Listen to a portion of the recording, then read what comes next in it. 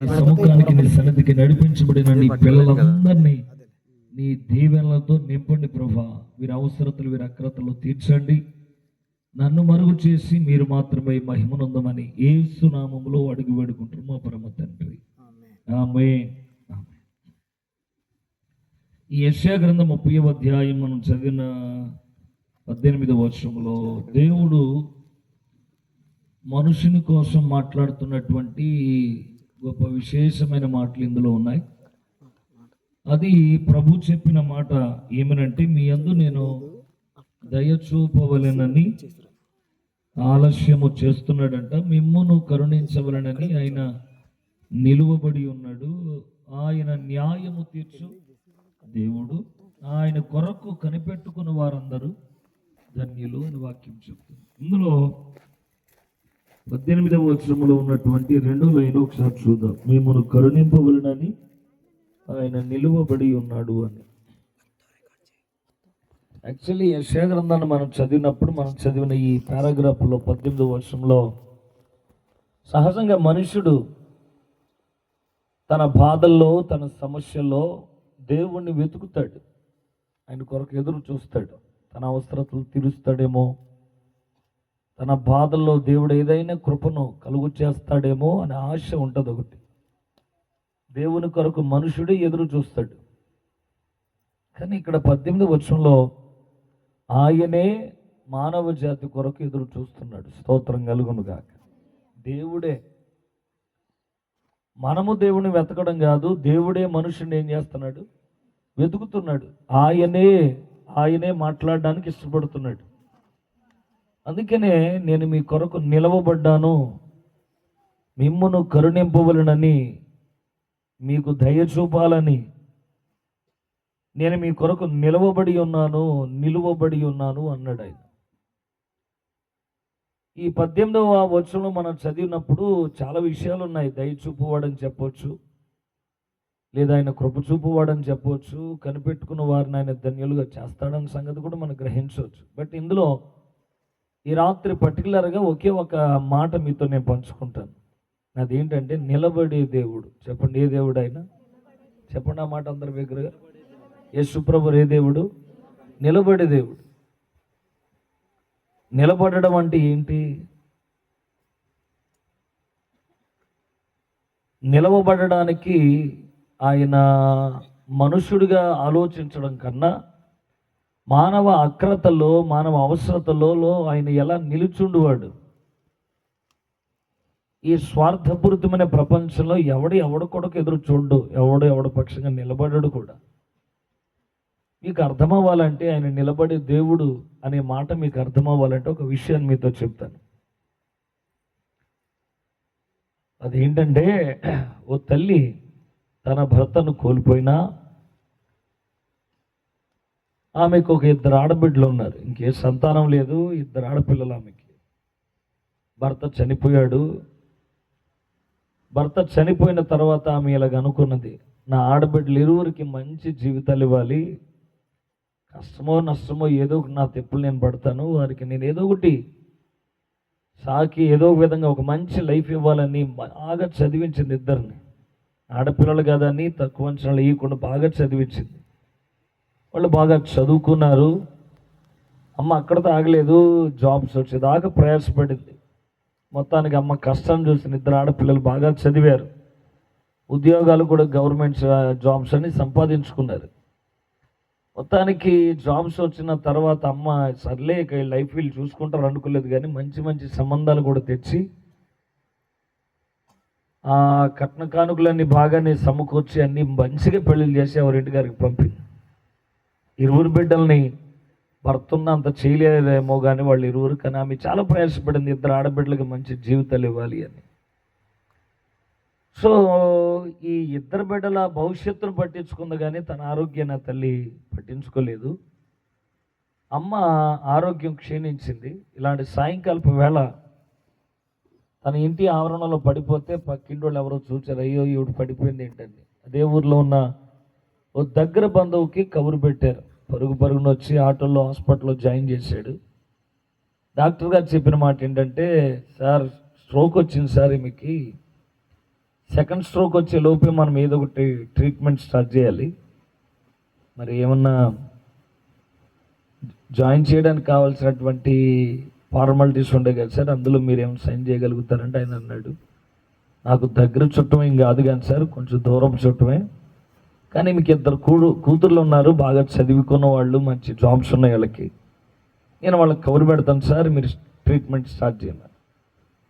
ఆమె ఆ ఇరువురు బిడ్డలకి పెద్ద ఆయన ఫోన్ చేశాడు, అమ్మ బాగాలేదురా, అమ్మ రుణం తీర్చుకున్న టైం వచ్చింది మీకు, అమ్మ పడిపోయింది, స్ట్రోక్ వచ్చింది, సెకండ్ స్ట్రోక్ వచ్చేలోపు అమ్మను మనం కాపాడుకోవాలి, సో మీరు ఎక్కడున్నా త్వరగా రమ్మని.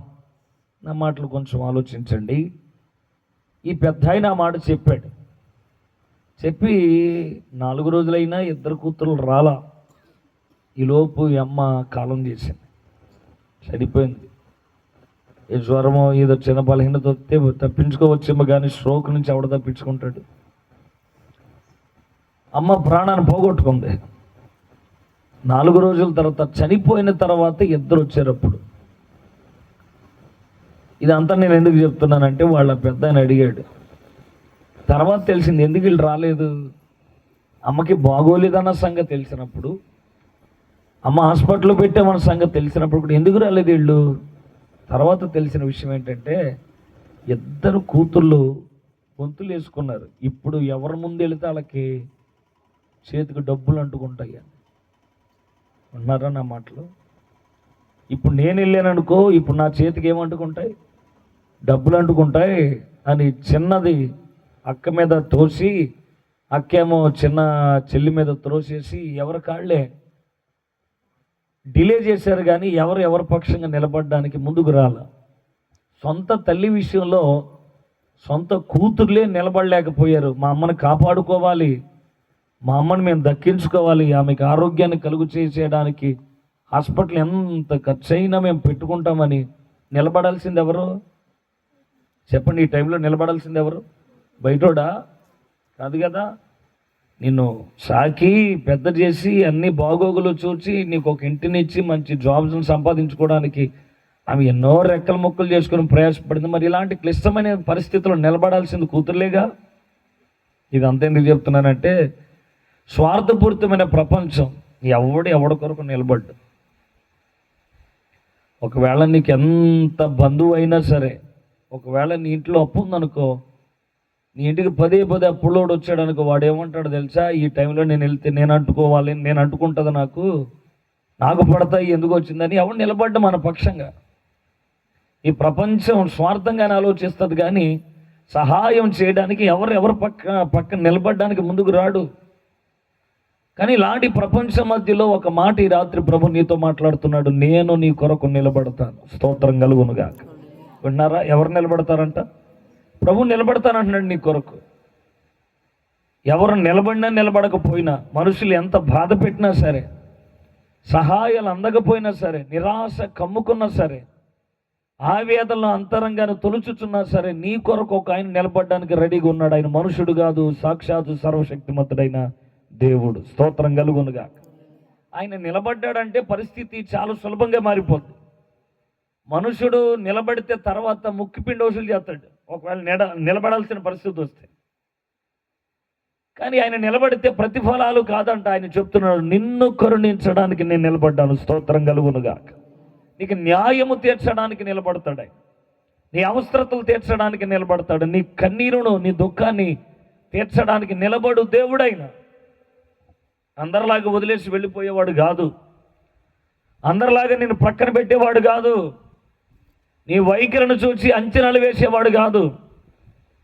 ఈ రాత్రి చెప్తున్న మాట ఏంటో తెలుసు, నేను నీ కొరకు నిలబడతాను. స్తోత్రం కలుగునుగా. మరి నువ్వెందుకు గాబరపడాలి? ఇంకా ఇది ఒక వాగ్దానంగా తీసుకో. ఈ మొదటి కొడుకుల వాక్యాన్ని వాగ్దానంగా తీసుకోగలిగితే ఖచ్చితంగా దేవుడు ఈ మాటను బట్టి నేను ఆదరించునుగాక, ఈ మాటను బట్టి ప్రభు నిన్ను దీవించునుగాక.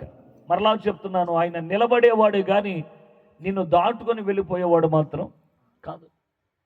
ఈ ప్రపంచం నిండా ఉన్నది స్వార్థపరులే. వారి అవసరతలు, వారి యొక్క జీవితాలను వారే పట్టించుకుంటారు, కానీ నీ దుఃఖాన్ని వారు పట్టించుకోరు. నీ అవసరతలలో ఎవ్వడికి పట్టింపు ఉండదు. ఇలాంటి ప్రపంచంలో మరి అందరూ ఒంటరి వాళ్ళేగా. ఇలాంటి ఆవేదనలతో కూడుకున్న పరిస్థితుల్లో నాకంటూ ఎవరైనా ఉంటే బాగుండును అని మనసు ఆలోచిస్తుంది. కానీ ఇలాంటి ఆలోచించే మనుషుల మధ్యలో ప్రభు ఖచ్చితంగా నిలబడు దేవుడని వాక్యం చెప్తుంది. ఆయన ఎవరో చెప్పిన మాట కదా, ఆయన చెప్తున్నాడు, మిమ్మును కరుణించవలడని నేను మీ కొరకు నిలవబడి ఉన్నాను, స్తోత్రం కలుగునుగాక. మీకు విషయం తెలుసా, మన చుట్టూ కొన్నిసార్లు మనల్ని ఇంకా కృంగదీసే మాటలు మాట్లాడే మనుషులు ఉంటారు. మన పరిస్థితి ఏంటో వాళ్ళకి తెలీదు. ఏదో మన బాధలు, మన ఒంటరితనంలో, మన కన్నీళ్ళ మధ్యలో ఒక వ్యక్తి కనబడినప్పుడు మన కొరకు నిలబడతాడేమో అనుకుంటాం, కానీ వాళ్ళు నిలబడరు. వాళ్ళు ఎందుకు మన దగ్గరకు వచ్చారంటే నీ పరిస్థితిని ఇంకా అధ్వానం చేయడానికి, వాళ్ళు నేను ఇంకా గాయం చేయడానికి. ఎగ్జాంపుల్ మీకు చెప్తాను. బైబిల్ గ్రంథంలో యోబు అనే ఒక మనుషుడు కనబడతాడు మనకి. యోబు సంగతి పక్కన పెడతాను, వాళ్ళ ఆవిడ గురించి మాట్లాడతాను. యోబు భార్య. సహజంగా యోబు భార్య గురించి మనం ఏమనుకుంటాం, పెద్ద గయాళిది, భర్త మీద విరుసుబడింది కదా. ఆమె దేవుణ్ణి దూషించేసి చచ్చిపో అని తన భర్తను మాట్లాడిన మాటలు మనకి వినపడతాయి. కానీ మీకు ఒకసారి నా కోణంలో మీరు ఆలోచించండి. అవి చెడ్డదో గయ్యాళిదో పక్కన పెడదాం. ఒకసారి మీతో మాట్లాడుతున్నా. ఆమె పేదింటి ఆడపిల్ల అంటవా? చెప్పండి. కాదు కదా. ఊజు దేశంలో తన భర్త ధనవంతుడు. మరి ఈవిడ ఏమై ఉంటుంది అప్పుడు? ధనవంతురాలిగా. చాలా పెద్ద దేశం ఊజు దేశం. ఆ దేశానికి తన భర్త ఒక రాజు. మరి మీ రాణియేగా. ఒక మాటలో చెప్పాలంటే వాళ్ళకి చాలా పాడి పశువులు ఉన్నాయి. 7,000 గొర్రెలు, 3,000 ఒంటెలు, చాలా రకాలైనటువంటి పశు సంపదలు ఉన్నాయి. ఆమె 10 మంది పిల్లల కన్నా అద్భుతమైన తల్లి. ఆమె యథార్థవంతుడిని, న్యాయవంతుడిని, చెడుతనాన్ని విసర్జించిన వాడిని, యెహోవా యందు భయభక్తులు కలిగి ఉన్న ఒక వ్యక్తిని భర్తగా కలిగి ఉన్న ఓ భార్య, 10 మంది పిల్లలను కనుక్కున్న ఒక అద్భుతమైన ఇల్లాలు, తన భర్తను రాజుగా కలిగి ఉన్నటువంటి ఓ మహారాణి, చాలా సంపద ఆమెకి. బట్ ఇదంతా ఒక్క రోజులను పోగొట్టుకుందిగా ఆమె. అవునా? ఈ ఐశ్వర్యం, ఈ సంపదలు, ఈ డబ్బు అంతా ఒక్క రోజులను పోగొట్టుకుంది. సరే, ఇవి పోగొట్టుకున్న ఆడవాళ్ళకి పెద్ద బాధ అనిపించదు, కొద్ది రోజులు మర్చిపోతారు. ఎందుకంటే భర్త ఉంటే సరిపోద్ది, పిల్లలుంటే సరిపోద్ది ఆడవాళ్ళకి బతికేయడానికి. రూపాయి లేకపోయినా పర్వాలేదు, ఎందుకంటే ఎలాగోలా పెట్టి పోషిస్తాడులే నా భర్త అన్నటువంటి ఒక నమ్మకాలు ఉంటాయి. అందుకని పిల్లల్ని భర్తను ఆధారం చేసుకొని బతుకుతుంది. కానీ ఆధారం చేసుకుంటాకి బిడ్డలు ఉన్నారా? చెప్పండి, లేరుగా. ఒక బిడ్డ పోగొట్టుకుంటేనే గిలగిలాడిపోయే ప్రాణాలు. ఒకే పూట తన కళ్ళ ముందు 10 మంది బిడ్డలు ప్రాణాలు పోయి అలా శవాలుగా పడుకోబెడితే ఎట్లా ఉంటుంది ఆమె మెంటల్ కండిషన్? ఆస్తి పోయినా, ఐశ్వర్యం పోయినా, సంపద పోయినా, రాజ్యం పోయినా, బిడ్డలు పోయినా సరే, కనీసం తాను ప్రేమించే ఒక భర్త మిగిలి ఉన్నాడన్న సంతోషం ఉందంటే అది కూడా లేదు. ఎందుకంటే యోబు శరీరం నిండా గాయాలు, పుండ్లు. బ్రతుకుతాడో చనిపోతాడో కూడా తెలియదు. బూడిద నెత్తి మీద వేసుకుని కూర్చున్నాడు. ఇన్ని పోగొట్టుకున్న ఆమె ఇప్పుడు ఆ భర్త ఏమైనా మిగులుతాడు అన్న ఆశ ఏమైనా ఉంటుందంట ఆమెకి. బహుశా నేను అనుకున్నాను, అన్ని పోగొట్టుకున్న ఆమెకి చాలా చాలా అంటే చాలా చెప్పుకోలేనంత మానసికమైన ఒత్తిడి. అందుకనే ఆమె భర్త దగ్గరకు వచ్చాను అని ఉంటుంది. ఇన్ని పోయినప్పుడు ఇంకా మిగిలింది ఎవరో? నువ్వేగా. నీ బాధ నేను చూడలేకపోతున్నాను, అతని బాధను భరించలేకపోతున్న పరిస్థితులు చూడలేకో ఆమె ఇలాగంది. ఇంకెందుకు నువ్వు కూడా బతుకుండేదాన్ని పోయినప్పుడు? నువ్వు కూడా దేవుణ్ణి దూషించి చచ్చిపోయేటప్పుడు ఎవరిని దూషించి? దేవుడిని దూషించి చచ్చిపో అంటుంది. అంటే ఇది పోగొట్టుకున్నందుకు వచ్చిన బాధ కాదు, ఆవేదన లోపల. ఇంకా కొన్ని విషయాలు చెప్తారు. ఇలాంటి పరిస్థితుల్లో భర్త ఒక మాట అన్నాడు, మూర్ఖురాలు మాట్లాడినట్లు మాట్లాడకు అని. దేవుడు అన్యాయం చేయుట అసలు మాట్లాడకమ్మాయి. మీకు ఒక విషయం తెలుసా? యోబు గ్రంథం అంతా చదవండి. యోబు భార్య గురించి ఆ ఒక్క పదమే రాయించాడు. ఇంకా ఆ తర్వాత ఆమె ఎక్కడ మాట్లాడినట్టు మనకి కనిపించదు. ఎందుకు కనపడదో తెలుసా? ఆమె చాలా విధేయురాలు, చాలా విధేయురాలు. పోగొట్టుకున్నా ఓకే, అన్నీ పోగొట్టుకున్నావు, అన్నీ కోల్పోయావు, నేను కాదంటలా. మనకి బిడ్డలు లేరు, ఇల్లు లేదు, వాకిల్ లేదు, ఏమి లేదు, అన్నీ పోగొట్టుకున్న బజార్ను పడ్డాం. అయినంత మాత్రం దేవుడు అన్యాయం ఎలా చేస్తాడు నీకు నాకు? ఎందుకు గాబరపడుతున్నావు? మాట్లాడకమ్మాయి, నువ్వు నోరల పరేసుకోమాకు అన్నప్పుడు ఇంకా భర్త మాటకి కమిట్ అయిపోయి ఒక్క మాట కూడా నోరు జారినట్టు బైబిల్ ఇంకెక్కడ మనకి కనబడదు. ఇంకో మాట కూడా నీకు చూపిస్తాను. సరే, భర్త మాటకి లోబడి నోరు మూయమన్నప్పుడు మూసుకొని సైలెంట్గానే కూర్చుంది, ఇంక మరో మాట మాట్లాడుకుందాం. లోపు యోబు పరిస్థితిని తెలుసుకున్న కొంతమంది స్నేహితులు, బిల్దాదు లాంటి వాళ్ళు వచ్చి యోబును పలకరించడానికి వచ్చారు. వచ్చినప్పుడు వాళ్ళు ఏమన్నా మంచిగా మాట్లాడారంటే అది మాట్లాడలేదు. వాళ్ళు వచ్చి ఏమన్నారో ఒకసారి 18వ అధ్యాయం తీయండి. యోబు గ్రంథము 18వ అధ్యాయం 21వ వచనం చదవండి ఒకసారి.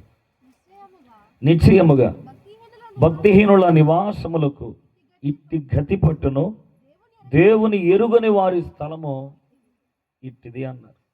ఇప్పుడు స్నేహితులు ఆ వేదంలో, ఆ బాధలో, ఆ కన్నీటిలో, ఆ దుఃఖంలో ఉన్నప్పుడు ఏం చేయాలి? వాళ్ళు వచ్చి పోను వదిన అవుతుందో, లేదు ఇంకేదో అవుతుందో, మరదలు అవుతుందో, లేకపోతే ఇంకేదన్నా చిల్లు అవుతుందో, లేదా అక్క అవుతుందో, మొత్తానికి యోబు స్నేహితులకి ఏదో ఒకటి అవుతుంది రిలేషన్. అమ్మా అది కాదులే, పోనీలేమ్మా, అన్ని పోయినా సరే ధైర్యంగా నిలబడ్డావు, మా స్నేహితుడు యోబుని నువ్వు చాలా చక్కగా చూసుకున్నామమ్మా, చాలా మంచిదమ్మా, దేవుడు ఏదో ఒకటి మేలు చేస్తాడని చెప్పాలి, ధైర్యపరచాలి. బాధలో కొంచెం మంచి మాటలు చెప్తే గుండె నిండా ధైర్యం వస్తుంది. రూపాయి ఇవ్వకపోయినా పర్వాలా, కనీసం మాట సహాయం అయినా చెయ్యాలి. కానీ వాళ్ళు వచ్చి ఏమన్నారు తెలుసా? యోబు ఇంటి పరిస్థితి అంతా చూసి, ఇదంతా భక్తిహీనులు ఇల్లు ఉన్నట్టు ఉన్నాయి ఈ కొంప, దేవుని ఎరుగని వారి జీవితాలు ఉన్నట్టు యోబు జీవితం ఉందని. నిజంగా దేవుని ఎరుగిన వాడ యోబు?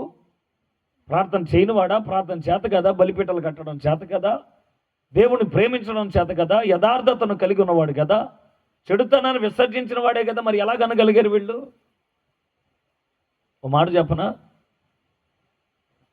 ఏ స్త్రీ తన భర్తను మరొకడు అంటున్నప్పుడు ఆమె మౌనంగా ఉండదు, ఖచ్చితంగా భర్తకి అడ్డు తగులుతుంది.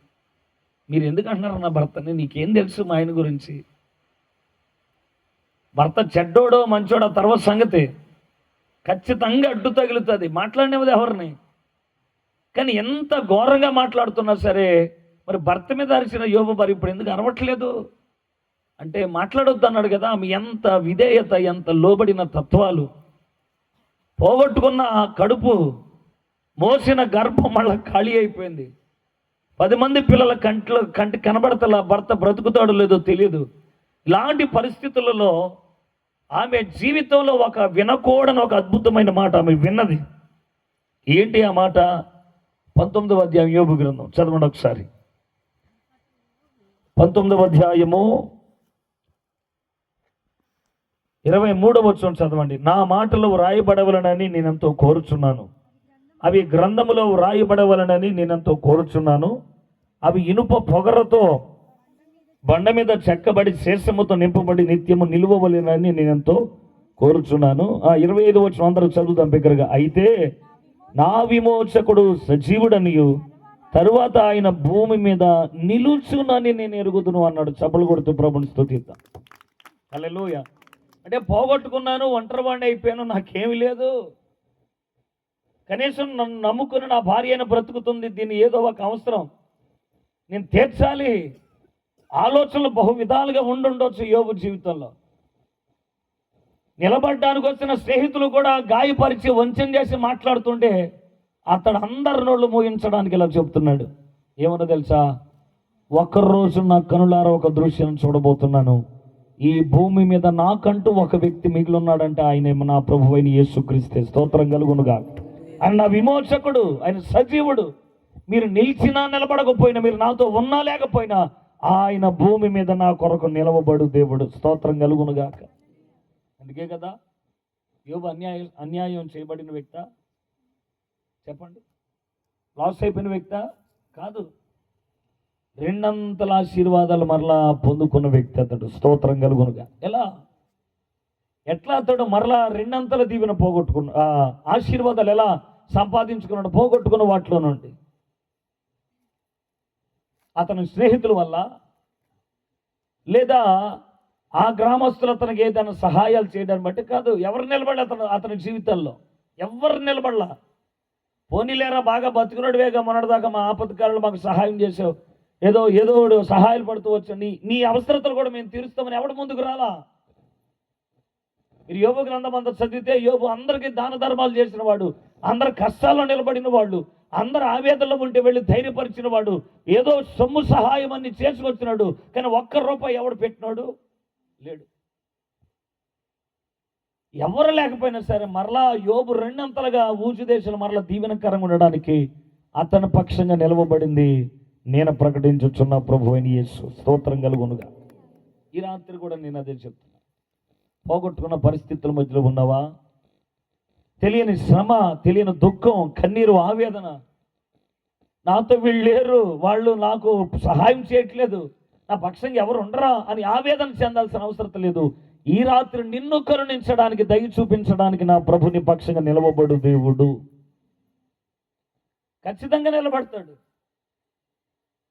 అన్యాయం చేయడానికి కాదంట, న్యాయము చేయడానికి. నీ మీద పడ్డ ప్రతి నింద, ప్రతి మాట, ఆ మాట వల్ల గాయం పొందిన నీ హృదయాలు దేవుడు ఖచ్చితంగా స్వస్థపరిచి బాగు చేసి, ఏ మనసు అయితే ఏడ్చిందో దాన్ని సంతోషంగా నా ప్రభు మార్చును గాక. హల్లెలూయా. నమ్మినోడు స్తోత్రం చెప్పండి. నిలబడతాడు. చెప్పండి. మరలా గుర్తుపెట్టుకుంటాడు నీ మాటలు. ఎవరు నిలబడినా నిలబడకపోయినా ఆయన ఖచ్చితంగా మన కొరకు నిలబడి. యోబు కొరకు ఆయన నిలవబడ్డాడు కనుకనే చరిత్ర రెండంతలుగా ఆశీర్వాదాలతో మనం చూడగలిగాం. ఇది పోగొట్టుకున్న పరిస్థితులు, మానసికమైన ఒత్తిళ్ళు, అనుకోని విధానంలో వచ్చి పడినటువంటి బాధలు, బాగా బతికిన జీవితాలు, బజారున పడిపోయిన పరిస్థితులు. ఒకవేళ ఈ గ్రామంలో నువ్వు కూడా అదే విధంగా ఉండుండొచ్చు. ఒకప్పుడు మంచి స్థితే ఉంది, కానీ ఇప్పుడు ఆ స్థితిని పొందుకోలేని పరిస్థితిలో ఉన్నావు. ఒకప్పుడు బాగా బతికిన మనుషుడివే, కానీ ఇప్పుడు ఆ బాగుదల అనేది, ఆ బాగా బ్రతికిన పరిస్థితులు నీ దగ్గర లేవు. మొత్తానికి దేని బట్టి మోసపోయావో, దేని బట్టి కోల్పోయావో, దేని బట్టి ఒంటరిగా మిగిలిపోయి నాకు తెలీదు. ఇలాగ పోగొట్టుకుని ఒంటరి వాడైన యోబు పక్షంగా నిలబడిన వాడు నేను ప్రకటించుచున్న యేసయ్య. అతని కథ మొత్తం మార్చాడు. అతని బ్రతుకులో ఉన్నటువంటి ఆ ఒంటరితనాన్నంతా తీసేశాడు. మరలా నిరీక్షణతో కలిగి బ్రతికిన యోబు మాట్లాడొద్దంటే మాట్లాడకుండా మిగిలిపోయిన ఆమె ఎంత గొప్ప ఆశ్చర్యకరమైన సంగతి ఏంటో చెప్పనా, మరలా ఆమె 10 మంది పిల్లలను కని ఓపికను ప్రభు ఆమెకు అనుగ్రహించాడు. హల్లెలూయా. అది చిన్న విషయం అయితే కాదు. మరలా 10 మందిని కన్నది. యోబు మరొక పెళ్లి చేసుకున్నాడు, బైబిల్ అక్కడ లేదు. ఆమెకి అతనికి మరొక భార్య ఉన్నట్టు కూడా లేదు. మాట్లాడొద్దన్నప్పుడు మాట్లాడకుండా ఉన్నది. తిరిగి భర్త ఆశీర్వాదాలు ఆమె పాలు పంపులు పొందగలిగింది. దేనికైనా ఎదురు చూపు, నిరీక్షణ అనేది చాలా అవసరం. హల్లెలూయా. అనుకుంటాం మనం, ఏంటి బాధలు, ఏంటి తిప్పలు, ఈ సమస్యలు, దేవుడు వదిలిపెట్టేస్తున్నాడా, మర్చిపోతున్నాడా, ఆయన జ్ఞాపకాల్లో మేము లేమా అనేటువంటి రకరకాలుగా ఆలోచన వస్తూనే ఉంటాయి. యోబు సంగతులకు వచ్చిన బాధల కన్నా మన పెద్ద బాధలేం కాదు. గుర్తుపెట్టుకో, అలాంటి ఒక వ్యక్తి పక్షంగా నిలబడిన దేవుడు నీ కొరకు, నా కొరకు నిలబడ్డా ఖచ్చితంగా నిలబడతాడు. అందుకని చెప్తున్నాడు యెషయా గ్రంథంలో, నిన్ను కరుణించవలనని నేను నిలవబడి ఉన్న దేవుడను. స్తోత్రం కలుగునుగాక. యోబు కొరకు నిలబడ్డాడు. రెండవ పరిస్థితి మీకు చూపిస్తాను. ఆయన ఇంకెవరి జీవితాల్లో నిలవబడి పరిస్థితులను చక్కబెట్టాడో లూకా సువార్త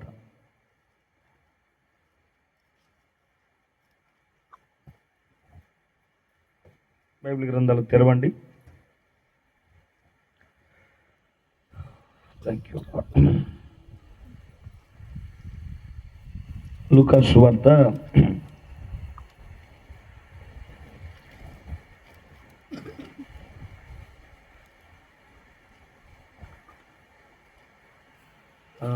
4వ అధ్యాయం ఉంది. 4వ అధ్యాయం 38వ వచనాన్ని మనం చదువుదాం. ఆయన సమాజ మందిరంలో నుండి లేచి సీమోను ఇంటిలోనికి వెళ్ళెను. సీమోను అత్త తీవ్రమైన జ్వరముతో పడి ఉండెను గనుక ఆమె విషయమై ఆయన యొద్ద మనవి చేసుకొనిరి. ఆయన తర్వాత 39 వచనం, ఆయన ఆమె చెంతన నిలువబడి జ్వరమును గద్దింపుగాని అది ఆమెను విడిచెను. వెంటనే ఆమె లేచి వారికి ఉపచారము చేయసాగాను. ఇప్పుడు ఎవరి పక్షంగా నిలబడ్డాడు? సీమోను అత్త లేదా పేతురు అత్త అని చెప్పొచ్చు. సమాజ మందిరంలో నుండి, అంటే ఆయన వాక్య పరిచర్య చేయడానికి సమాజ మందిరానికి వెళ్ళారు ప్రభు. ఆ సమాజ మందిరంలో ఆరాధనంతా ముగించుకొని తిరిగి వచ్చుచుండగా సీమోను అన్నాడు, అయ్యా మా అత్తగారికి బాగోలేదు, జ్వరం, శరీరం అంతా బలహీనమైపోయింది, సో ఆమె చాలా నలిగిపోతుంది, లేవలేని పరిస్థితి. బహుశా పేతురు అతని పక్షంగా నిలబడవచ్చు కదా. అంటే పేతురు కూడా ప్రభు వెనకాల తిరిగిన వ్యక్తే, ప్రభు వెనకాల వెంబడించడానికి ప్రతిష్ఠించుకున్న వ్యక్తి. సో మనం ప్రాక్టికల్గా ఆలోచించుకోగలిగితే, ఒకవేళ అల్లుడే కదా పేతురు, ఒకవేళ ఏదో ఒక సహాయం చేయొచ్చు కదా అంటే అతడు దేవుని పనిలోనే ఉండిపోయాడు. మరి ఈమె పక్షంగా ఎవరు నిలబడ్డారు? ఎవరు ఈమె అవసరతలు తీర్చగలిగారు అంటే మనుషుడు ఎవరు తీర్చలా. ప్రభువుకి ఆమె బలహీనత తెలియగానే ఆయనే వచ్చి నిలబడ్డాడు. బైబిల్ చాలా స్పష్టంగా చెప్తున్నమాట. ఆమె చెంత నిలవడానికి గల కారణాలు ఏంటి, అసలు దాని వెనకాల ఉన్నటువంటి పరిస్థితులు ఏంటంటే ఒక్కొక్క విషయాన్ని మీ ముందు నేను ఉంచుతాను. మత్తయి సువార్తకు రండి. మత్తయి సువార్త బైబిల్ గ్రంథాలు తెరవండి.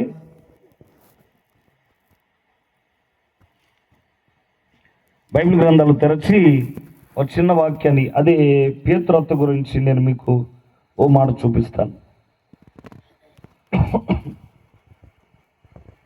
సారీ, మార్కు సువార్త, మార్కు సువార్త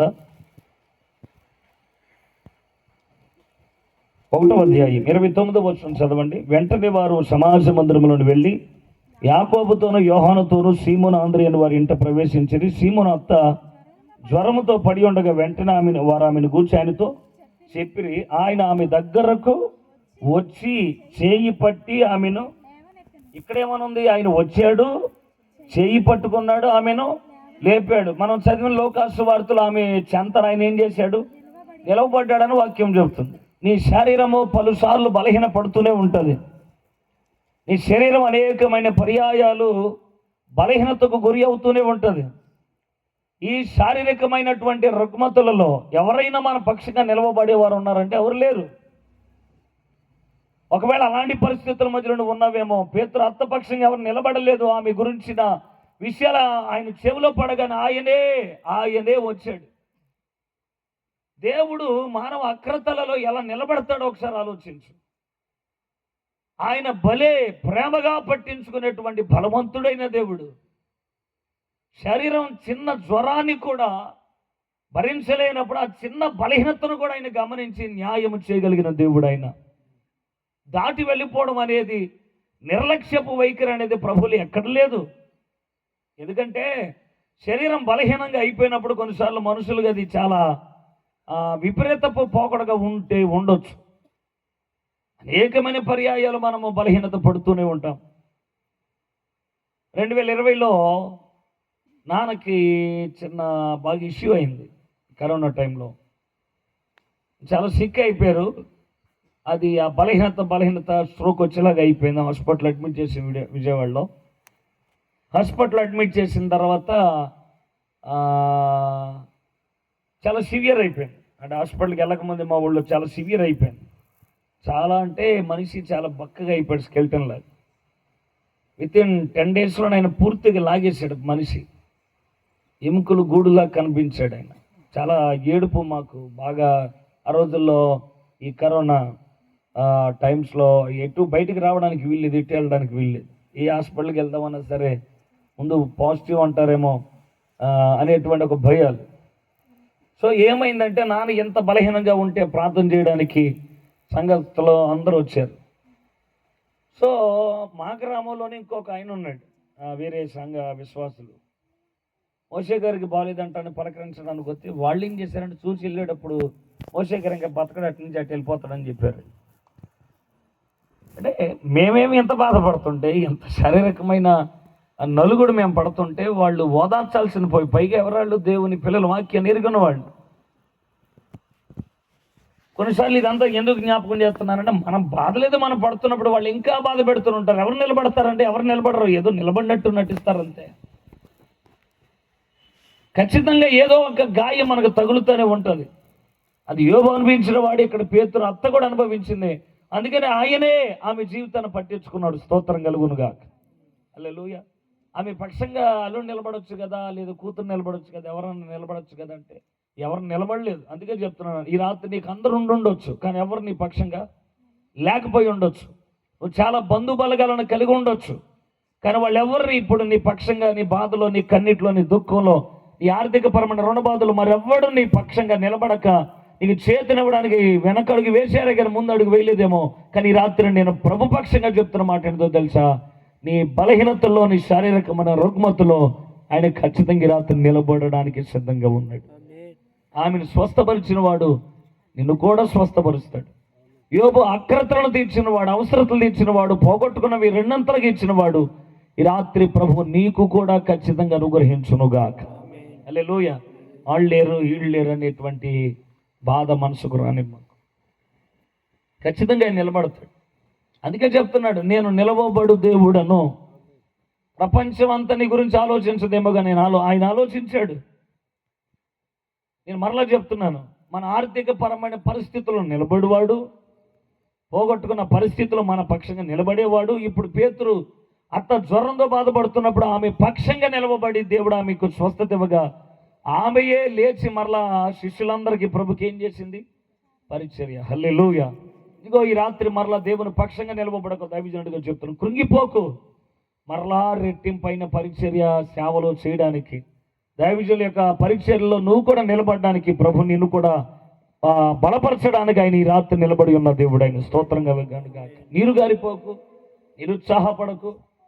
మరలా నేను రెన్యూ అవుతానా, మరలా నేను కాళ్ళ మీద నిలబడతానా, నా పరిస్థితి మారుతుందా, నాకు మంచి రోజులు వస్తాయని ఎదురు చూస్తున్నావేమో. ఖచ్చితంగా ఇస్తాడు ఆయన. బైబిల్ చెప్తున్నమాట, వెంటనే ఆమె అక్కడ ఉన్న వారందరికీ పరిచారము చేయడానికి దేవుడు ఆమెకి బలాన్ని ఇచ్చేసాడు. స్తోత్రం కలుగునుగా. నీ బలాన్ని అధిగమించడానికి దేవుడు మంచి రోజులను ఏర్పాటు చేయబోతున్నాడు. మరలా మునుపుడు కంటే అధికమైన కృపలను ఆయన అనుగ్రహించి పరిచర్యలో ఇన్వాల్వ్ అయ్యే కృపను కలుగు చేయబోతున్నాడు. పరిచర్యలో సేవకుడితో పాటు ధైర్యంగా నిలబడి అడుగులేయడానికి దేవుడు సామర్థ్యాన్ని కలుగు చేయబోతున్నాడు. దేవుడు వదిలిపెట్టువాడు మాత్రం కాదు కాదు కాదు. స్తోత్రం కలుగునుగా. చేతులు పైకి స్తోత్రం చెప్పండి. బాగా చలికి ముడిసిపోయి స్పందించడానికి కూడా వస్తలేదు కదా. రేపు దుప్పట్లు, తలదిండ్లు, ఎంత ఎలక్కాళ్ళు, మంచాలు కూడా తెచ్చుకుంటాయి. చెప్పొచ్చుగా దేవుని సన్నిధిలో స్తోత్రం అని. ఆయన ఒక్కడే అడుగుతున్నాడు, మీకేమైంది? మరి నీకేనాడు చాలు, నేను మనుషుడు కదా, నేనేమని ఏలియన్ అనుకున్నా నాకు ఏముంటుంది. అసలు నేను చల్లో ఉండకూడదు. వాకలు మళ్ళీ దెబ్బతిని చాలా పెయిన్ వచ్చాను, మాట్లాడలేకపోతే. స్పందించండి దేవుని వాక్యానికి, రిసీవ్ చేసుకొని ఆ వాక్యంలో ఉన్న బలాన్ని పొందుకోండి. స్తోత్రం కలుగునుగా.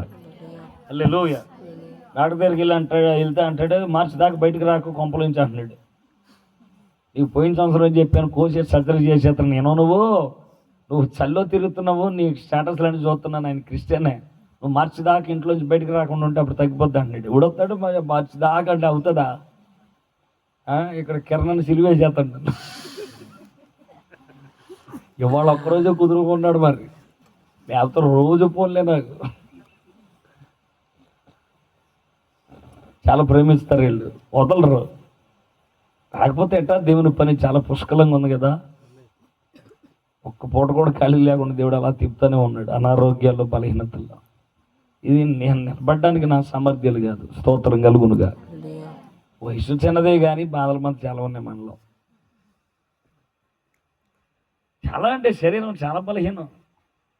ఒకటి కాదు, రెండు కాదు. కానీ ఎలా నిలబడుతున్నాం అంటే దేవుని కృపలో అనిపిస్తుంది. వెళ్ళలేము, అయిపోతే బెటర్ ఏమో అనిపిస్తుంది. శరీరం కొన్నిసార్లు బలహీనంగా మాట్లాడేది కదా, కానీ దేవుని ఆత్మ మనల్ని బలపరిచే అంటది. నేను ఉన్నానుగా పోదాను. ఇదిగో ఇప్పుడు నేను నిలబడ్డానంటే కేవలం నా కృప కాదు, నా బలం కాదు, నా పక్కన ప్రభు కృప స్తోత్రం కలుగునుగా. అందుకే చెప్తాను, నిలబెడతాడు ఆయన. ఆయన నిలబడటమే కాదు, నేను నిలబెట్టడానికే ప్రభు నిలబడింది. ఎంత గొప్ప దేవుడు ఆయన. తలుచుకుంటేనే కళ్ళంట నీళ్ళు వస్తున్నాయి. నేను ఉన్నా లేరా అది ఎవడో భుజమే చేసి మన పక్షంగా నిలబడేవాడు ఉన్నాడు ఈ ప్రపంచంలో. ధైర్యం చెప్పడానికైనా ఒకడన్నా కావాలిగా. నేనున్నాను లేరా అని అంటాకైనా ఒక మనుషుడు ఉండాలిగా. ఎవడుంటున్నాడు? అయ్యి భలే జరిగింది, దీనికి ఇలాగే జరగాలని అనుకునేవాడే తప్ప అయ్యయ్యో అని ఒక్క మాట కూడా ఎవడు మన పక్షంగా నిలబడేవాడు. అంత స్వార్థమే. ప్రపంచంలో ఎక్కడికి వెళ్ళినా స్వార్థాలు, నైవంచనాలే. ఎంత ఘోరమైన విషయాలు.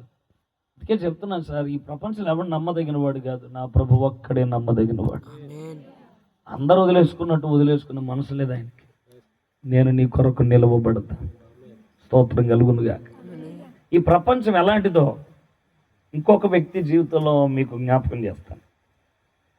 బైబిల్లో మనందరికీ నోటెడ్ పర్సన్ అతడు. లూకా సువార్త 18వ అధ్యాయం. ఇంకెవరి పక్షంగా ఆయన నిలవబడు దేవుడు. 18వ అధ్యాయానికి రండి. 35వ వచనం. ఆయన యెరికో పట్టణమునకు సమీపించినప్పుడు ఒక గుడ్డివాడు త్రోవ ప్రక్కన కూర్చుండి భిక్ష మడుగుకొనుచుండెను. జనసమూహము దాటిపోవుచున్నట్టు వాడు చప్పుడు విని ఇది ఏమని అడుగగా వారు నజరేయుడైన యేసు ఈ మార్గమున వెళ్ళుచున్నాడని వాడితో చెప్పాడు. అప్పుడు వాడు ఏం చేశాడు? యేసు, దావీదు కుమారుడా, నన్ను కరుణించుమని కేకలు వేయగా 39వ వచనం పర్టికులర్గా చదవండి. ఊర్రకుండుమని ముందర నడుచుచుండిన వారు వానిని గద్దించారు. నా వైపు చూడాలి. ఇక్కడ యెరికో పట్టణంలో ఒక గుడ్డివాడు కనబడుతున్నాడు. ఒక చోట తన గురించి బర్తిమై అని రాయబడి ఉంది. ఇతడు గుడ్డివాడు. ప్రపంచమంతా కన్నులు కలిగి ఉంది, కానీ వీడికి మాత్రం కన్ను లేదు, చూపు లేదు, చూచే సామర్థ్యాలు లేవు. అందరిలాంటోడు కాదు. అందరిలాగా ఆ మూలకెళ్ళి ఈ మూలకెళ్ళి రూపాయి తెచ్చుకునేవాడు కాదు. కళ్ళు కనిపించవు. అందుకని త్రోవ ప్రక్కన కూర్చొని వెళ్ళేవారందరిని భిక్షం అడుగుకునేవాడు. సార్ గుడ్డోండి సార్, జాలి చూపించే రూపాయి ఇవ్వండి సార్, నేను తింటాను సార్ అని బతుకులు అడుగునేవాడు. ఇతను నమ్మడానికి రీజన్ ఉంది, ఎందుకంటే కళ్ళు లేవు. ఇప్పుడు బెగ్గర్ల బాగా ఎక్కువైపోయారు. మామూలుగా అడుక్కునేవాళ్ళు లేరు.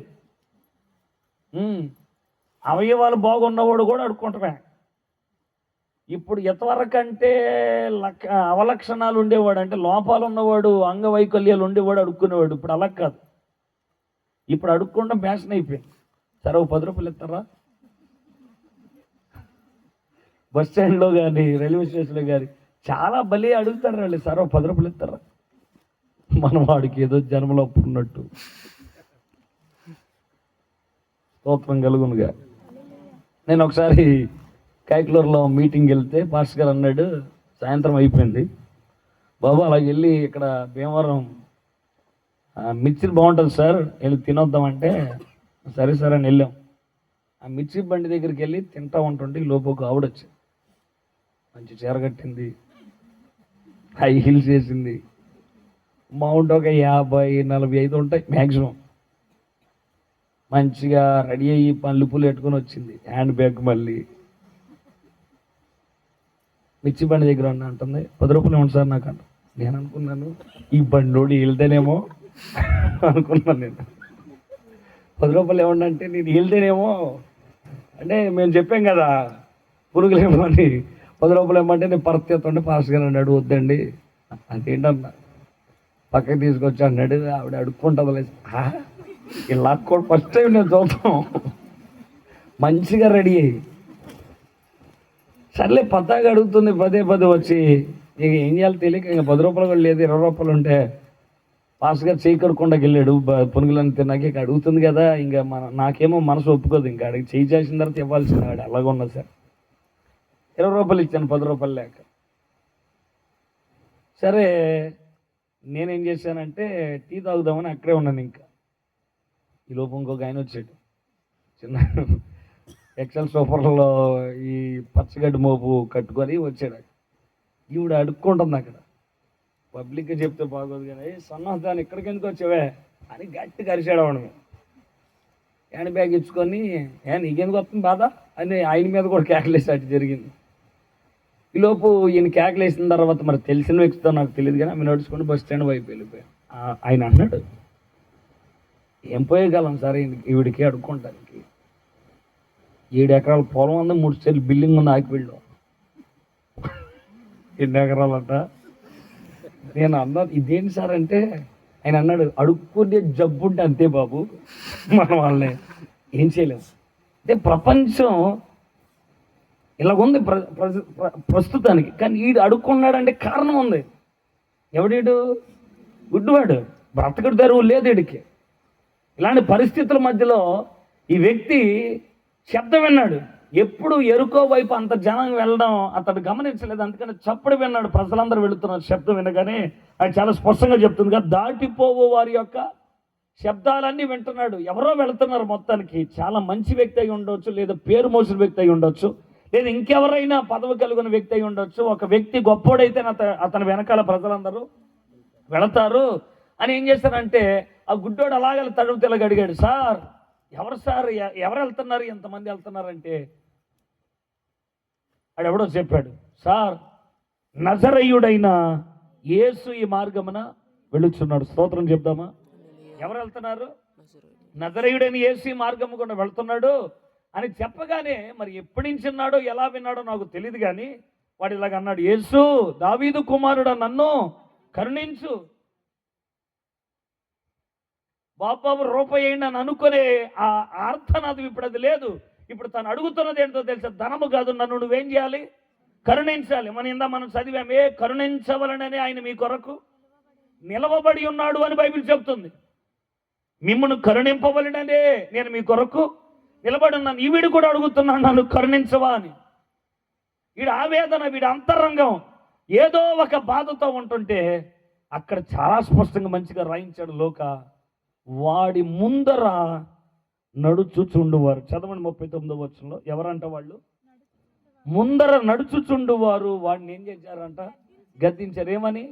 ఊరుకో. ఎలా కనబడుతున్నాడు ఆయన? నీలాంటి జబ్బోళ్ళకు కూడా ఆయన సహాయం చేస్తాడు అనుకున్నావా? నీలాంటి గుడ్డోడు పక్షంగా కూడా నిలబడతాడు అనుకున్నావా? ప్రపంచం నిన్ను దాటుకొని వెళ్ళిపోతుందే తప్ప ఆగదు.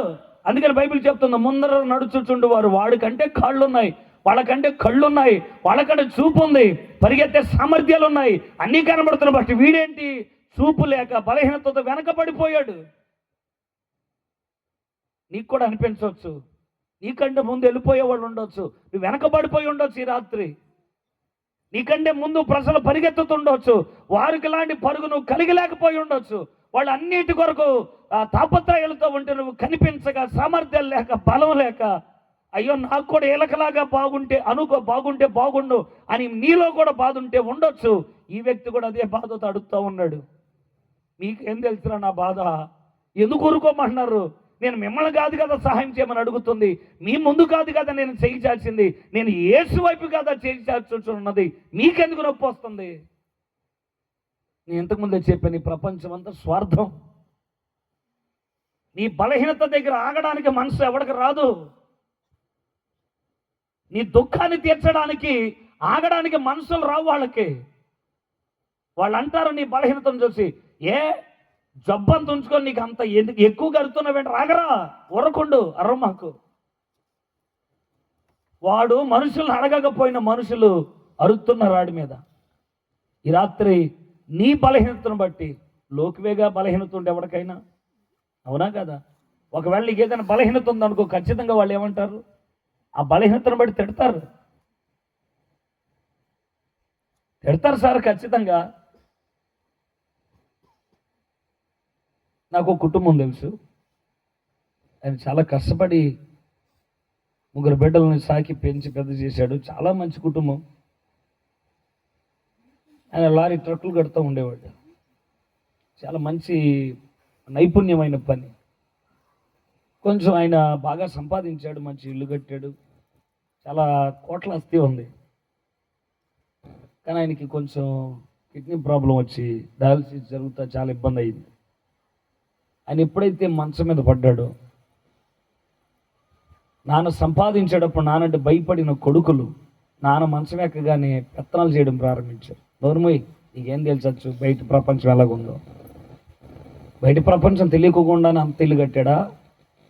2 రూపాయలు సంపాదించాడా? నీకు ఇన్ని సమకూర్చాడు? ఒకసారి ఆలోచించు. నీకేం తెలుసాను అని అడుగుతున్నావు.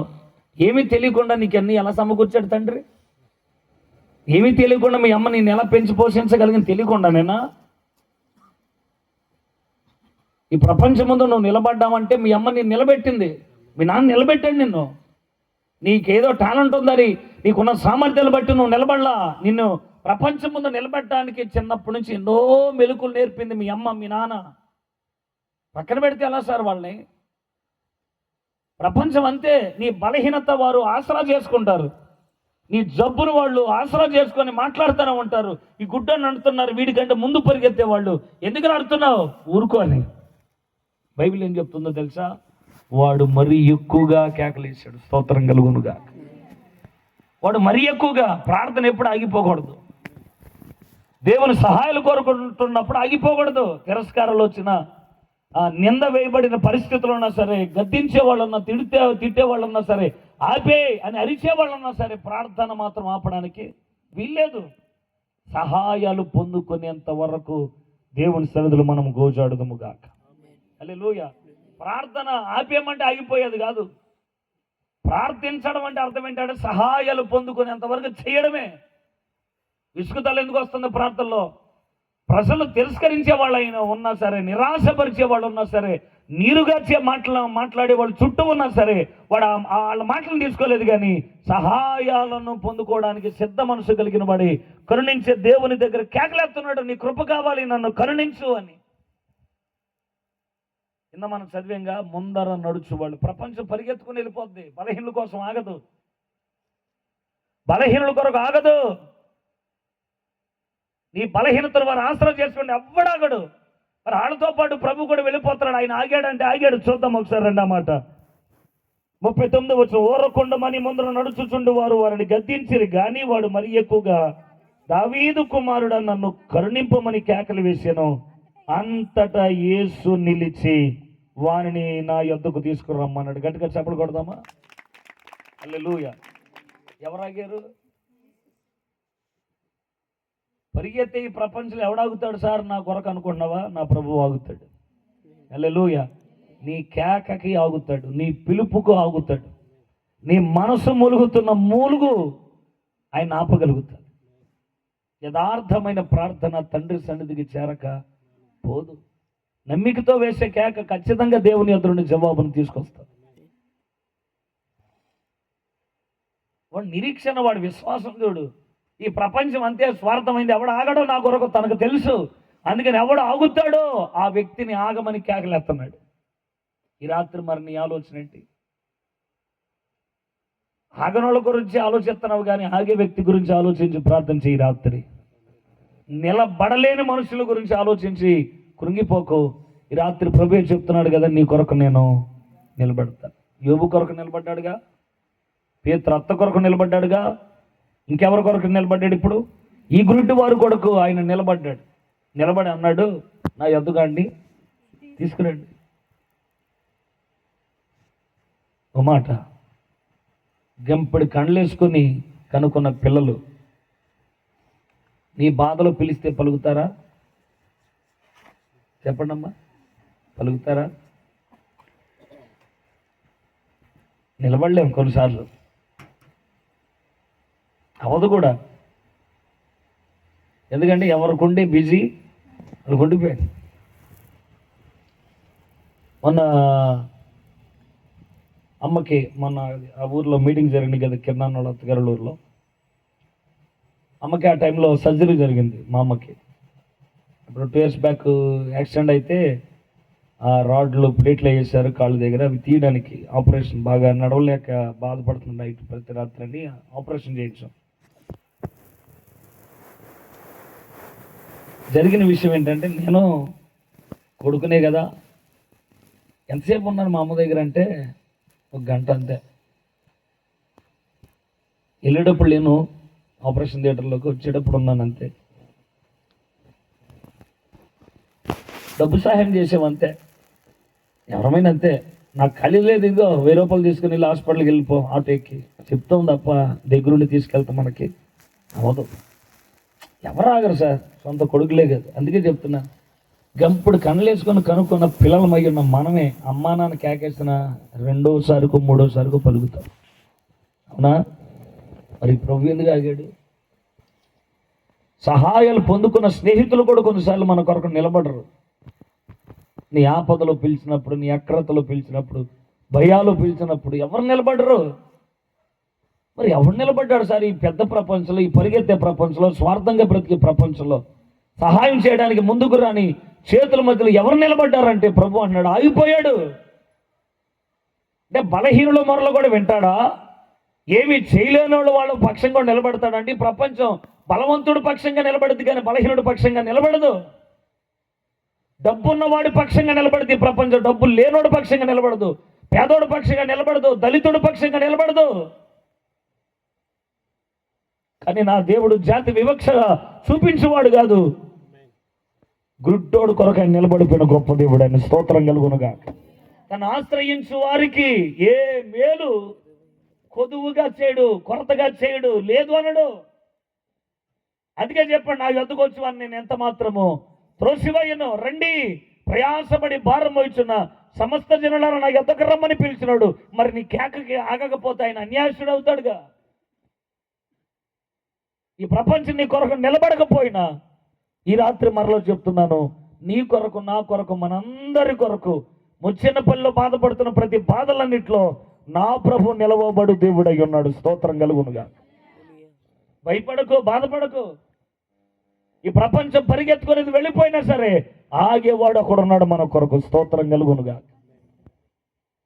దావీదు కుమారుడా కరుణించుమని గుడ్డివాడు వేసిన కేకలు విని, దావీదు కుమారుడా కరుణించుమని గుడ్డివాడు వేసిన కేకలు విని, సాక్షాత్తు దేవుడే నిలిచెను, సాక్షాత్తు దేవుడే నిలిచెను. ఈ ప్రపంచంలో ఎవడు నిలబడు. అందుకే చెప్తున్నాను, నేను నీ కొరకు నిలబడతాను. హల్లెలూయా. సమృద్ధి ఉంటే ఆయన ప్రేమ అర్థం కాదు మనకి, అన్నీ బాగుంటే ఆయన ప్రేమ మనకు అర్థం కాదు. బాధపడినోడికి ఆయన విలువ ఏంటో ఖచ్చితంగా అర్థమవుతుంది. అందుకనే ఈ గుడ్డోడు నమ్మకమైన కేకేశాడు. నేను అందుకే చెప్తున్నా, నిరాశపరిచే వాళ్ళు నీ చుట్టూ చాలా పుష్కలంగా ఉండొచ్చు. ఇలాంటోడు ప్రార్థనలు కూడా వింటాడా? నీ పక్షంగా కూడా దేవుడు ఉంటాడా? ఇలాంటోడు పక్షంగా ఇలాంటి బ్రతుకుల మధ్యలో ఇలాంటి జీవితాలతో ఉంటాడంటే ఆయన అలా నిలబడకపోతే ఆ బ్రతుకు ఎలా మారుతుంది? వాళ్ళ పక్షంగా కూడా ఆయన నిలబడకపోతే ఇంకెవడు నిలబడతాడు? అందుకనే ఈ ప్రపంచం స్వార్థంగా ఆలోచించవచ్చేమో కానీ ఆయన స్వార్థంగా ఆలోచించేవాడు కాదు. ఆయన వంటి ప్రేమస్వరూపి, దీర్ఘశాంతపరుడు, దయాళత్వం కలిగిన వాడు ఎవడు లేడు. అందుకని ఆయన ఆ గుడ్డోడు కేక విని ఆగిపోయాడు. ఆయన అడగాల పరిగెత్తుతున్న వాళ్ళు అనుకోవచ్చు, కొన్నిసార్లు ఒక పొలిటీషియన్ వచ్చినప్పుడు ఆయన వెనకాల పరిగెత్తుతో వెళ్ళిపోతుంటారు. ఎందుకంటే వీడు మాకు తెలుసు అన్నట్టు హుందా చూపించుకోవడానికి. అంతమంది జనుల మధ్యలో కేకలేసి ఆగుతాడంటే ఏమో నాకు తెలీదు.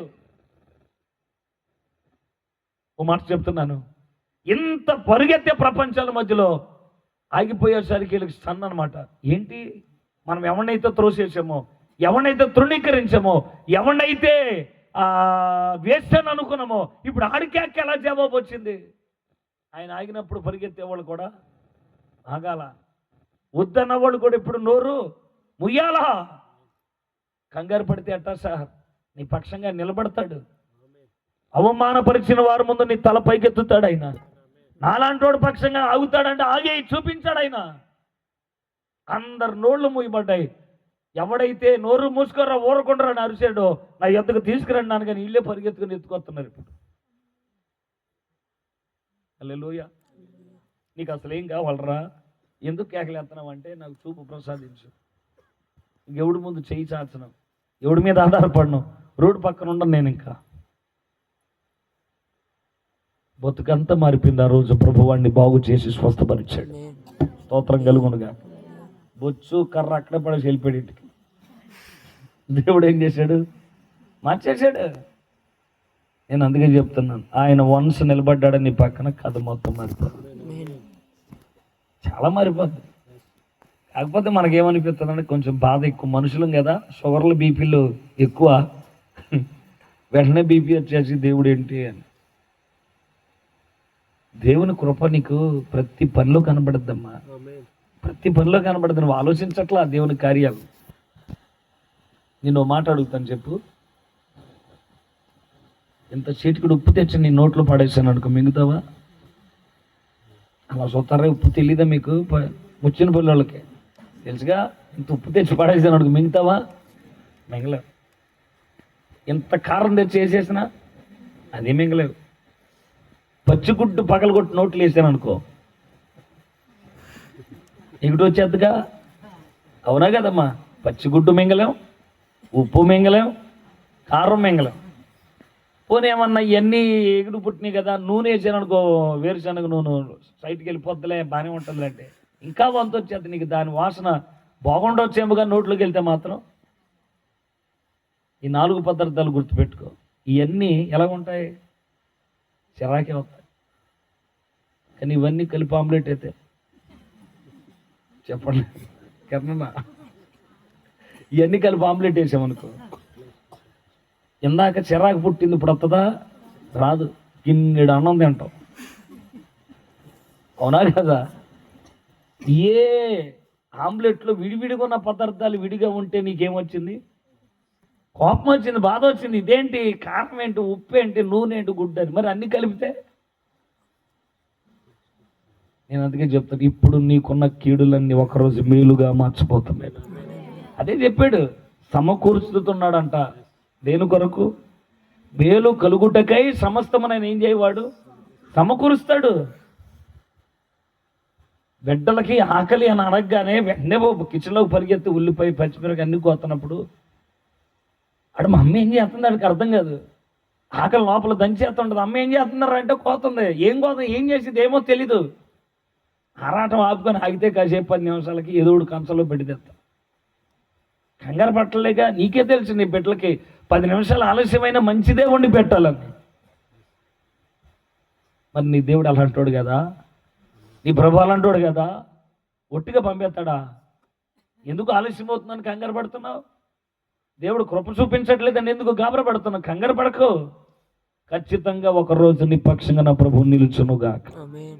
హల్లెలూయా. బాధల్లో, వ్యాధుల్లో, సమస్యల్లో, ఒంటరితనాల్లో, దుఃఖాల్లో, చేతగాని ప్రతి పరిస్థితుల మధ్యలో ఆయన తన పిల్లల పక్షంగా నిలబడిన దేవుడే. ఈ రాత్రి నీ కొరకు నా కొరకు నిలవబడు దేవుడు ఆయన. ఇంకొక మాట చెప్పిన ప్రసంగాన్ని ముగిస్తాను. ఇంకెలా నిలబడతాడు ఆయన అసలు అంటే, మన వ్యాధుల్లో నిలబడ్డాడు, మనం పోగొట్టుకున్న పరిస్థితుల మధ్యలో నిలబడ్డాడు, ప్రజలందరూ తృణీకరించిన పరిస్థితుల మధ్యలో ప్రభు నిలబడ్డాడు. ఇంకెలా నిలబడ్డాడు ఆయన అంటే, ప్రకటన గ్రంథం 5వ అధ్యాయం. బైబిల్ గ్రంథాలు తీయండి. 5వ అధ్యాయం 6వ వచనం చదవండి. మరియు సింహాసనమునకును ఆ 4 జీవుల పెద్దలకును మధ్యన, ఆ మాట బిగ్గరగా చదవండి. వధింపబడినట్లుండిన గొర్రె పిల్ల నిలిచియుండుట చూచితి. ఎవరు నిలబడి ఉండుట చూచాడు? వధింపబడిన గొర్రె పిల్ల. వధించబడిన గొర్రె పిల్ల ఎలా నిలబడుతుంది? 5వ అధ్యాయం మీరు ఇంటికి వెళ్ళి చదవండి. లోపట వెలుపట రాయబడినటువంటి ఒక గ్రంథం ఉంది. ఆ గ్రంథం లోపల రాయబడి ఉంది, బయట కూడా రాయబడి ఉంది. అది ఫోల్డ్ చేయబడినటువంటి ఒక చుట్టలాగా ఉన్నటువంటి గ్రంథం. గ్రంథానికి ముద్రలు వేశారు. ఆ ముద్రలు వేయబడినటువంటి 7 ముద్రలు వేయబడినటువంటి ఆ గ్రంథపు చుట్టను ఒక ఆయన అత్యున్నతమైన సింహాసనం మీద పట్టుకుని ఉన్నాడు. ఒక ఆయన ఆ ముద్రలు తీసి ఆ గ్రంథాన్ని విప్పుడుకు ఎవరికైనా ధైర్యాలు ఉన్నాయా, బలాలు ఉన్నాయా అని అడిగింది ఒక దేవదూత. ఎవరికి లేవు, ఎవరు రావట్లేదు. మరలా అడిగింది, ఆకాశం ముందు కానీ భూమి యందు కానీ భూమి క్రింద ఉన్న నేల యందు కానీ ఎవరికైనా అధికారాలు ఉన్నాయా ఈ గ్రంథపు చుట్ట తీయడానికంటే? ఎవరికి ముందుకు రాలా? యోహాను దర్శనం చూస్తున్నప్పుడు నిరాశపడ్డాడు, ఎవడు లేడా అని. అప్పుడు దేవదూత అంటుంది, నువ్వు ఎందుకు కాబరపడుతున్నావు, ఎందుకు కంగారపడుతున్నావు యోహాను? ఆ గ్రంథపు చుట్ట విప్పుటకు ఒక ఆయనకి అధికారము కలదు. స్తోత్రం కలుగును గాక. ఆ గ్రంథాన్ని విప్పుటకు యోధా గోత్రపు సింహానికి అధికారాలు జయము పొందాడైనా. ఎవరైనా అంటే మానవ జాతి యావత్తు పాపముల పక్షమునకు మోసుకుంటూ వెళ్ళిపోయిన దేవుని గొర్రె పిల్ల. హల్లెలూయా. అది ఏ గొర్రె పిల్ల అని యోహాను సువార్తలో ఉంది? లోక పాపమును మోసుకొని పోయే దేవుని గొర్రె పిల్ల. కానీ ఈ గొర్రె పిల్ల ప్రకటన గ్రంథంలో చెప్పబడుతున్నప్పుడు ఇది వధించబడిన గొర్రె పిల్ల. ఎవరా వధించబడింది? యేసుక్రీస్తే. మానవ పాపాల నిమిత్తం, మానవ తప్పిదాల నిమిత్తం, మానవ దోషాల నిమిత్తం, మానవ నేర చరిత్ర కలిగిన మానవ జీవితాల పక్షంగా ఆయన నిలవబడ్డాడు. నీకును నీ పాపానికి నీ మరణానికి మధ్యలో ఆయన సిలువ వైబడి నిలబడ్డాడు. వధింపబడిన గొర్రె పిల్ల. వధించడం అంటే తెలుసా మీకు? వధించబడిన గొర్రె పిల్ల అంటే ఒక మాటలో చెప్పాలంటే, కోడి కోస్తారు కదా మేక, కానీ దాని తలకాయ ఇక్కడ ఏదో కోస్తారు. కోసినప్పుడు అది నిలబడితే పడిపోద్దా? చెప్పండి, పడిపోద్ది. అది ఎంత బలమైంది అయినా, ఎంత శక్తివంతమైంది అయినా పడిపోతుంది ఖచ్చితంగా. వధించబడిందంటే దాన్ని అంటారు. మరి ఆయన భారమైన సిలువను మోసాడు, గొలుగుతూ మెట్ట వరకు మోసుకుంటూ వెళ్ళాడు. శరీరం నుండి కొరడా దెబ్బలు ఉన్నాయి, ముళ్ళ కిరీటం పెట్టి రెల్లు పెట్టి కొట్టారు. ఆ ముళ్ళన్నీ కణతలో దిగిపోయి శరీరం నిండా గాయాలు ఉన్నాయి, రక్తం అంతా కారిపోతుంది. ఆయన్ని చాలాసార్లు పడిపోయాడు. సిలువ ఎత్తుకొని 200 కేజీలు బరువున్న సిలువ అది. అంత బరువైన సిలువను మోస్తున్నప్పుడు ఆయన పడిపోయాడు. శరీరం అంతా గెచ్చిమని తోటలోనే శ్వేత గ్రంథుల్లోంచి ప్రార్థన చేస్తున్నప్పుడు కారిపోయింది, మళ్ళీ కొరడాలతో కొడుతున్నప్పుడు పోయింది.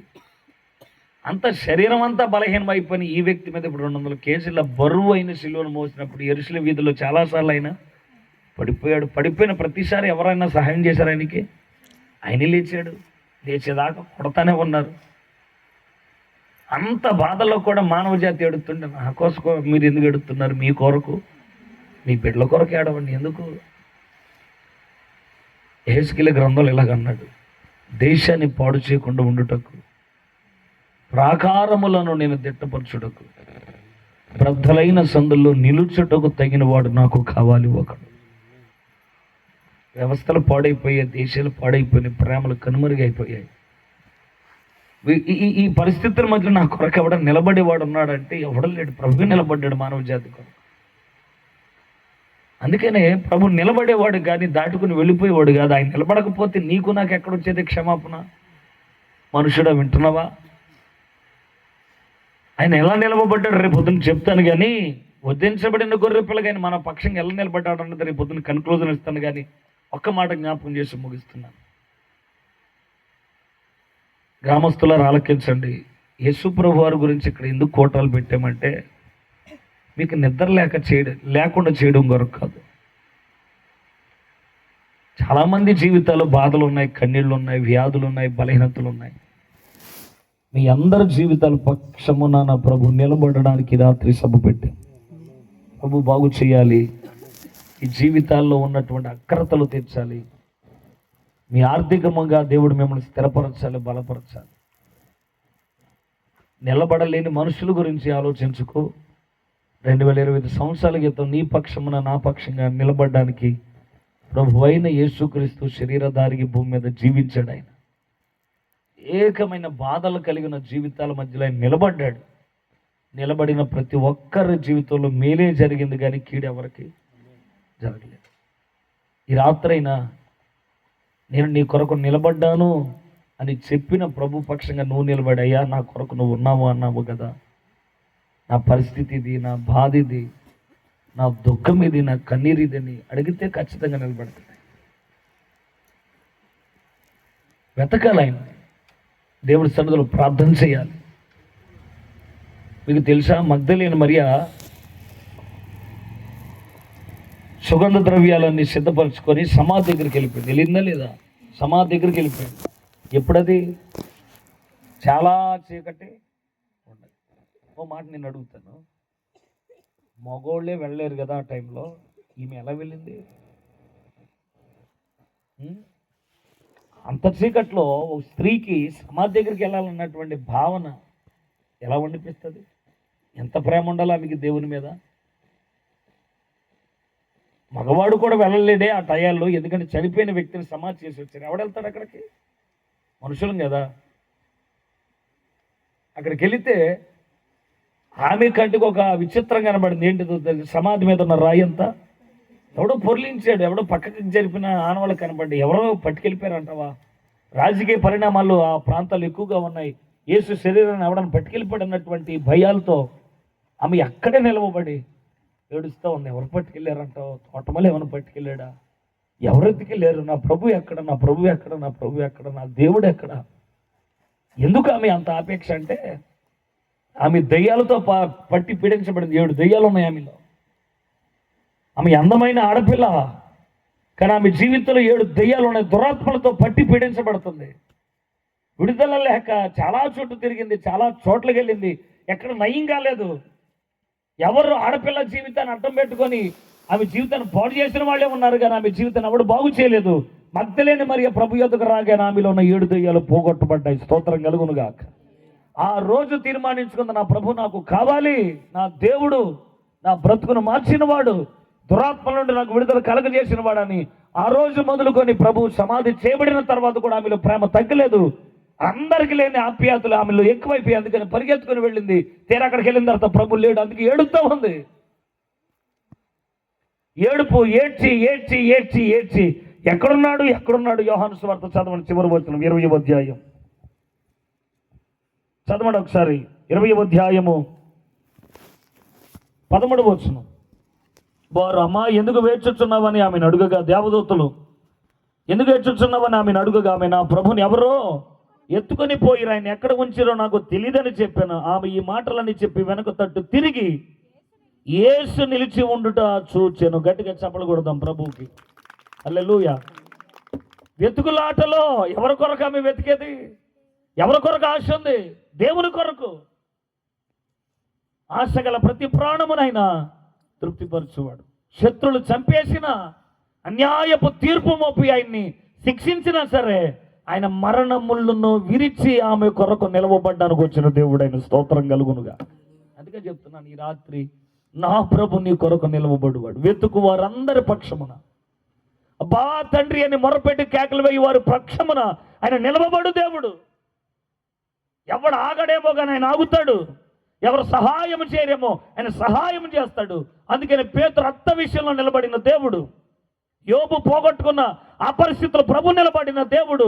అంత మాత్రమే కాదు, గుడ్డివాడి జీవితంలో నిలబడిన వాడు, వధింపబడిన ఈ గొర్రె పిల్ల, ఈ మగ్ధలేని మరి కొరకు నిలబడిన వాడు, ఎంతమంది కొరకు నిలబడిన వాడు, ఆ జాబితాలో నువ్వు నేను కూడా ఉందుముగాక. హల్లెలూయా. నేను అందుకే చెప్తున్నాను, నిలబడతాడే కానీ దాటుకుని వెళ్ళిపోడు. నీ పక్కన ఉన్న వాళ్ళకి చెయ్యి పట్టుకుని చెప్పు, నీ కొరకు నిలబడతాడులే దేవుడు, కంగారు పడకండి. నిలబడతాడు. దుఃఖం మారిపోద్ది, ఆ రోజు అవమానం తొలగిపోద్ది. నువ్వు దేని కొరకైతే ఆవేదన చెంది ఇన్నాళ్ళు ఏడ్చేవా, దుఃఖం అంతా ఆగిపోద్ది. ఆయన నిలవబడిన రోజు కథం వేరేలాగా ఉండబోతుంది. స్తోత్రం కలుగునుగా. నమ్ముతున్నావా? నమ్ముతున్నావా ఆయన మాటని? విశ్వసిస్తున్నావా ఆయన మాటని? నేను రుజువులు కూడా చూపించాను. ఆయన నిలబడతాడే కానీ నేను చేయలేనులేనమ్మా, నాకు వల్ల కాదని ఎవరితో చెప్పినాడు బైబిల్ ఎక్కడ కనబడాల. నేను చాలా చిన్న విషయాలు చెప్పుకుంటూ వచ్చాను. మీరు మత్తయి సువార్త నుండి అపోస్తుల కార్యాల వరకు చదువుకుంటూ వెళ్తే అందరి కొరకో నిలబడ్డాడు. అడుగడుగును అడుగడుగును అడుగడుగు సమాజం వెలివేసిన వారి పక్షంలో ఆయన నిలబడ్డాడు. ఎందరో పక్షంగా నిలబడ్డాడు. మానవుడు కృతజ్ఞత చూపిస్తే దీవెన చాలా అద్భుతకరంగా ఉంటుంది. బైబిల్లో కుష్టు వ్యాధి కలిగినోడు ఉంటాడు. ధన్యతల కొండ మీద ఆయన ప్రసంగం అంతా చేసి వస్తుంటే కుష్టు వ్యాధుడు. అలాంటి వాళ్ళు చాలామంది ఉన్నారు బైబిల్లో, చాలామంది. ఒకసారి అయితే 10 మంది కుష్ఠరోగులు కనబడతారు బైబిల్లో. వాళ్ళందరూ అడుగుతారు, మేమంటే మీకు ఇష్టమైన ప్రభు అని, మమ్మల్ని బాగు చేయొచ్చు కదా. ఎందుకంటే ఆ కుష్టి వ్యాధులను చూస్తే అందరూ వెళ్ళిపోయేవాళ్ళు కానీ ఎవరు ఆగేవాళ్ళు కాదు. ఎందుకంటే అక్కడ ఉండే ఆ గాలి తీవ్రతకు మాకు కూడా వస్తుందేమో అని భయాలతో ఆ రోజులు అంటు వ్యాధులు అంటే భయం, వైద్యం లేని చికిత్స లేని జబ్బులు అవి, అందుకని పారిపోయేవాళ్ళు దూరంగా. మరి ఈయన గొప్పవాడు అంటున్నారు కదా, ఈయన మేలులు చేస్తాడంట కదా, ఈయన అవసరతలు తీరుస్తాడు కదా అని ఆయుష్యుడు అడిగారు. దావీదు కుమారుడా అని పిలవగానే ఏం కావాలి మీకు అని అడిగాడు. మాకు స్వస్థత కావాలి, మేము శుద్ధి పొందాలనుకుంటున్నాం, ఈ వ్యాధి మాల నుండి పోవాలనుకుంటున్నాం అంటే ఆయన అన్నాడు, పోండి పట్టణంలోకి వెళ్ళిపోయి యాజకుడికి కనపరుచుకుని మీరు వెళ్ళే లోపల మీకు ఏమొస్తుంది, స్వస్థత వస్తుంది, మీరు వెళ్ళిపోమన్నాడు. 10 మంది స్వస్థత పొందుకో ఆ మాట విని 10 మంది పట్టణం వైపు అడుగులేస్తూ ఉన్నారు. వెళ్ళే లోపలనే మార్గ మధ్యలో వాళ్ళకి ఏమొచ్చింది, స్వస్థత వచ్చేసింది, వ్యాధి అంతా అయిపోయింది. అందరూ వెళ్ళిపోయారు, ఒక్కడే వచ్చాడు వెనక్కి. ఎందుకు వచ్చాడు? దూరంగా నిలబడ్డాడు ఆయన దగ్గరికి రాక. వెళ్ళలేదు నువ్వు, ఇక్కడ ఉన్నావేంటి, వెళ్ళిపోమన్నానుగా, వెళ్ళమని చెప్పాక ఎక్కడ ఉన్నావేంటంటే వెనక్కి వచ్చానయ్యా మిమ్మల్ని చూస్తాకి. ఎందుకు వచ్చావు? వెళ్ళమని చెప్పాగా, నీకు వందనాలు చెప్తాకి. ఎందుకు వందనాలు? నాకు స్వస్థత వచ్చేసి. హల్లెలూయా. వెనక్కి ఎందుకు వచ్చావు? ఇప్పుడు దాకా నాతో ఎవరు నిలబడలా, ఆకలంటే ఎవరు నా పక్షంగా నిలబడి మొగ్గు పెట్టలేదు, నా వ్యాధిని బాగు చేయమని అడిగితే ఎవరు నిలబడలే, నువ్వు నిలబడ్డావు కదా, అందుకు వందనాలు చెప్తాకు వచ్చాను. చేతులు వణుకు తెల్ల దండం పెడుతున్నాడు. అప్పుడు అడిగాడు కదా ఆయన, మిగతా 90 ఆ 90 జాబితాలో కదా ఉండాల్సింది మనం. ఈడికిలాగా కృతజ్ఞత కలిగి ఉండాలి. పలుమార్లు నీ కొరకు నిలబడ్డాడైనా, నీ వ్యాధులు, నీ బాధలు, నీ దుఃఖాలు. అందుకే 25 అంతా దాటి 26 దాకా వచ్చాం. అందుకే ప్రేమతో చెప్తున్నాను, నిలబడతాడా? పరిస్థితులు బాగోలేదనో, కుటుంబం ఆవేదనతో ఉందని కృంగిపో. మాకు ఈ రాత్రి నిన్ను కరుణించవలనని, నీకు న్యాయము తీర్చడానికి, నీకు దయ చూపించాలని నేను నిలవబడి ఉన్నానని చెప్పిన వాగ్దానాన్ని పట్టుకుని దేవుని సన్నిధిలో ప్రార్థన చేద్దాం. ఆయన మనకు న్యాయము తీర్చి తిరిగి మన ఇళ్లకు సంతోషంగా ప్రభువును నడిపించును గాక. లేచి నిలబడిన ఒక చిన్న ప్రార్థన తీసుకుందాం. లేచి నిలబడి ఒక చిన్న ప్రార్థన ప్రభు సన్నిధిలో. ప్రభువా, నువ్వు మా కొరకు నిలబడతానని చెప్పారు కదా, నా కొరకు నిలబడండి. నాకంటూ ఎవరు లేరు, నేను ఇది పొందుకోలేకపోతున్నాను, నా వెనక ఎవరు లేరయ్యా. నాకు ఒక ఆశ ఉంది, నువ్వు నాకున్నావు అని చెప్తున్నావు కదా, నా వెనక ఎవరు లేరు. ప్రార్థన చేద్దామా? కొద్ది నిమిషాలు అడుగు. నీ బాధలో, నీ కన్నీటిలో, నీ దుఃఖంలో నేను నిలబడ్డానరా, నిన్ను కరుణించడానికని ప్రభు చెప్తున్నప్పుడు నీవెందుకు భయపడుతున్నావు?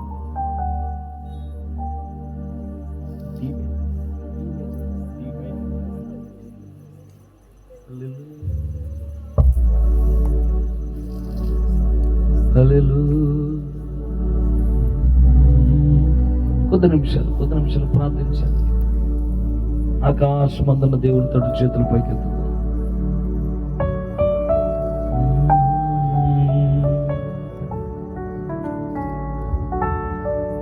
వెనుకెవ్వరు లేరయ్యా,